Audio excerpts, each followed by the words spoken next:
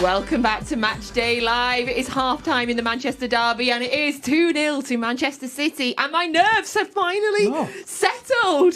Yeah, I'm feeling pretty good now. I have to say, pretty much one of the most one-sided games so far we've had this season. 2-0, could have been 4, maybe 5. Jen, it's going to come straight to you. Joleon, what is your thoughts on that first half? Very convincing, dominating. We've had, it weirdly seems very comfortable. You know, like the Chelsea game was exceptional, but it didn't seem comfortable. It just seemed like City were playing to their maximum. I don't even think that's the case today. I just think Man United aren't very good, and City are comfortably controlling every aspect of the game.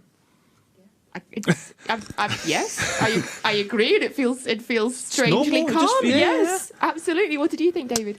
I'm going to echo what Johnny said about Chelsea. The difference between the Chelsea game or Chelsea and Manchester City, Man City had to work hard to get the ball back off Chelsea.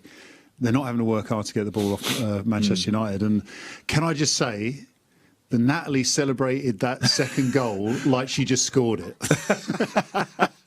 Partly because it was a second goal, and partly because I know that this man will be annoyed that it was João Cancelo that got the assist. So that is 2 assists for João Cancelo. So everybody that has him in your fantasy football team, congratulations. Quite frankly, if you don't have João Cancelo in your fantasy football team, what on earth are you doing? Next week.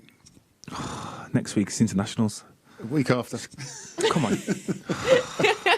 So that second goal there for Manchester City had a build-up of 26 passes. I cannot wait to watch them both back. We had the ball for 1 minute and 38 seconds in the build-up to that goal. João Cancelo to Bernardo Silva. And honestly, I think I didn't realise it had gone in. He really sort of nipped it there at the post. And how does that ball end up in the back of the net, Joleon? Again, I think he obviously took every Man United player by surprise, but there was something in what Pep said at the start about playing players on the side of the foot they are, and they seem to be getting comfortable crosses in and causing a lot of problems. So obviously it was part of the game plan, and Bernardo Silva does what all the front players do. He's play on until it's out of play and make them runs in blindside or behind defenders, and literally took everyone by surprise. And the first goal as well was in the 7th minute, an own goal by Eric Bailly. Again, it came from a great cross by João Cancelo across the box. And you were sort of talking about to us watching the game. Give us your thoughts on that, James, about Bailly and about the goals. I think James off again. Wow. So the thing with Bailly, he got a lot of positivity from his performance in midweek against Atalanta. Doing that kind of thing, which is great when it works, you know, sticking a leg out, a desperate lunge and getting clearances, which is fantastic. Joel, you've been in that position as a defender where you're right on the edge. The problem with it is there's such little control. Joleon was talking and saying maybe that's what Pep's working on, knowing that they're going to be desperate lunges. The irony is, to Man City's benefit, the second goal needed a Bailly desperate challenge because Lindelof just lets it run, which allows Silva to come in round the back. And then I'm still going to question whether it's an own goal because David De Gea basically patted it down on his chest. Fantasy football reasons, it is an own goal. But going to the first goal, what I'm seeing, and obviously Lindelof nearly scored an own goal as well. I don't understand, from a defender's point of view, is why they're on the same line as the cross. Because then they're moving, when, say, Phil Foden or Cancelo went past Wan-Bissaka, they're moving at the same time, and there's no benefit for that. If they're just a yard deeper, they're clearing it away from the goal because now they're sitting deeper than the actual cross, where when they're on the same line, the only thing you can do is hit it the way you're running. There's another thing as well, and I think both goals, of course, by his deflection, but David De Gea, for his shot-stopping stay, which has been excellent, he doesn't control that area. So when you're swinging crosses in, Ederson would have come for the second one. You know, he'd have come running out and claim the ball. The first one, the deflection is slightly different. But if you're putting crosses in knowing the goalie's not going to come, then lots can happen. And what we've seen, the save off Lindelof, the own goal off by the chances of City creating, is because there's that indecision in defensive setup. Oh, that's really interesting. So excellent shot-stopping saves from De Gea, but he's not got the command of the area to give the confidence throughout. But that's a fine balance because if he had that and didn't have the other thing, they would still be 3 down anyway. So the fact that he hasn't got that as a main attribute doesn't take away he's had a good half. This could be out of sight. Joleon, he has, but the point is, for Pep Man City, let's put it in there because 100%. something's going to happen. 100%. It's Either we identifying. don't shoot, let them shoot, and Just cross. Exactly, yeah. Lovely, thank you. Right, we've been doing our goggle box from around the world. So we're going to have a look at some of the celebrations that have come in from Manchester City fans around the world today. So here we go. So that is the official supporters group in Shanghai.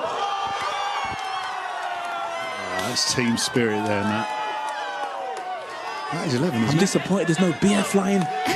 It's a definite English thing, that. Definite. Yeah. And that is our fans over in Sao Paulo in Brazil. Cancelo and Bernardo Silva, eh? Now we're going up to North America. We're going to California. And here's our City fan in California. Oh, he's too cool. He's too cool for school. And there is Michael Brown in Old Trafford.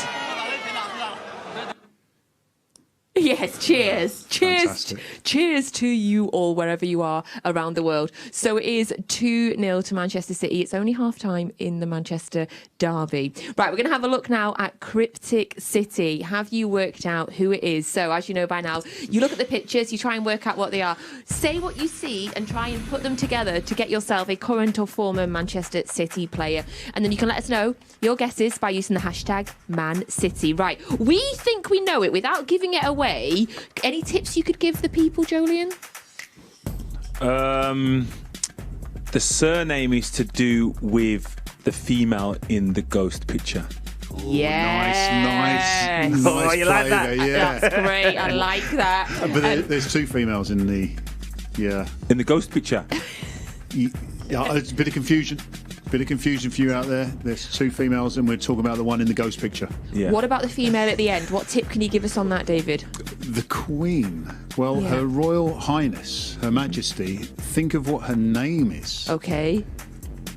We as got opposed it. to the Queen. I think we got it in the studio. Have you got it at home? Let us know. It is hashtag #ManCity. I love Cryptic City. Let us know what you think there.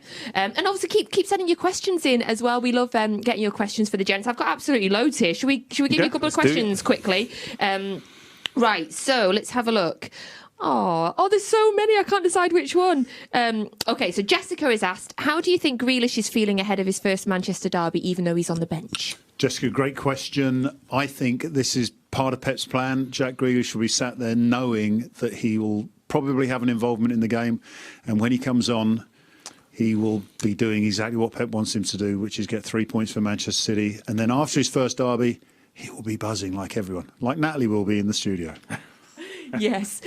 Oh, I'm going to be unbearable with the second half. Right, we've got a brilliant question. We have City fans watching this programme from around the world, and we love you all. You are all very, very welcome. We've got Daniel from Nairobi, and Joleon, he'd like to ask you, what was the atmosphere like in the dressing room during Manchester derbies at Old Trafford? Different. There was a couple of defeats in there, so it wasn't very, very good. But obviously the best atmosphere was the 6-1.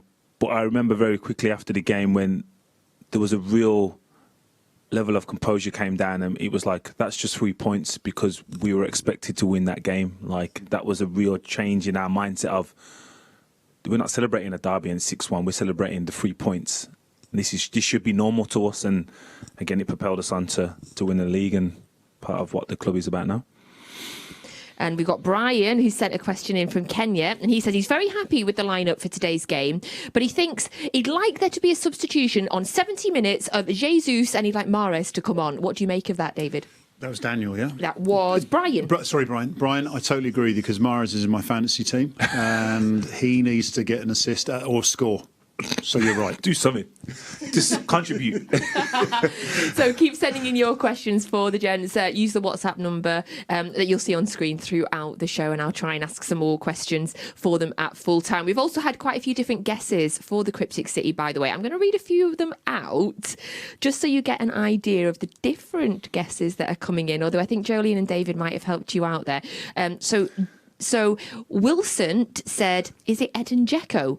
I need him to explain that. Yes, please message us back and do explain that to us. Then we've got quite a few. Well, Carl Sproston's asking, is it Martin Petrov?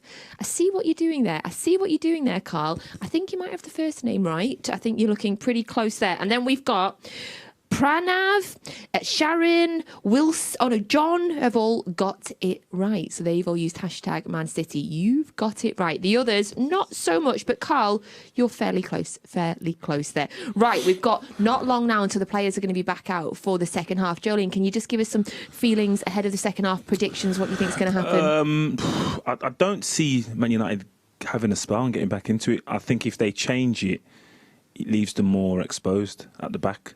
I think as much as they haven't looked involved in the game, I think this is the safest formation for Ali to keep, and I'm going to say keep his job. Because I think if they change it up and get battered again, he's under severe pressure. So you don't think perhaps any sort of attacking changes? One centre back off, maybe Rashford on?